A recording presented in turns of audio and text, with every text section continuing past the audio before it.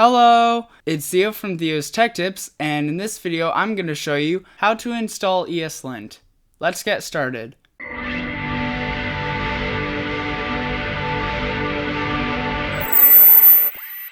So the first thing you want to do is open up your terminal, and in order to install ESLint, you need to have npm installed.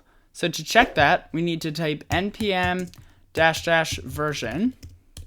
And you can see that I have it installed. And if you don't have it installed, you can just download it off the Node.js website. So the next thing that we have to do is install ESLint with npm. And I'm going to choose a global install because I want all of my projects to use the exact same rules. So to do a global install, we need to type sudo npm install -- global ESLint. And I'm going to install version 8.44.0. And this is because I want to use the older style of configuration because it works a lot better in my setup with Visual Studio Code.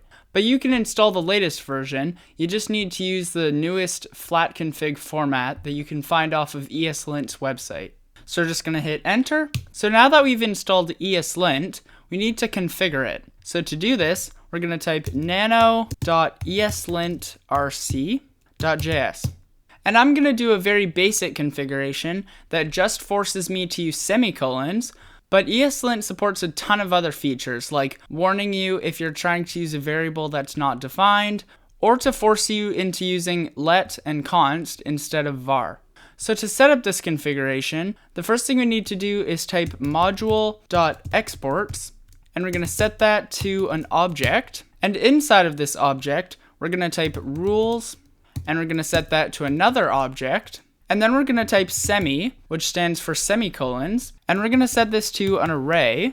And the first item is going to be error, and this tells ESLint to throw an error whenever we don't have a semicolon. And the second item is going to be always, which tells ESLint to throw an error no matter what. And that's it.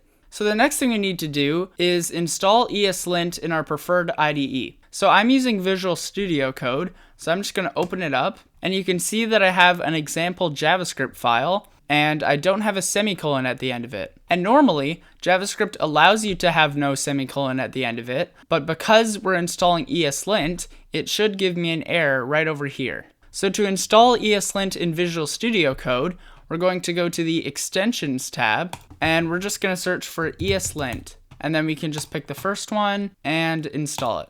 So now that we have the plugin installed, we need to configure it so that it knows where to find our configuration. So to do this, we're going to open up our user settings file, and we're going to add two options. And the first option that we want to add is called ESLint.options. And inside of these options, we're going to type override config file, and we're going to set that to the path of that ESLint.rc file. So for me, it's going to be in /users/theo/.eslintrc.js. And the next option that we need is ESLint.validate, and we're going to set that to an array, and we're just going to put JavaScript in.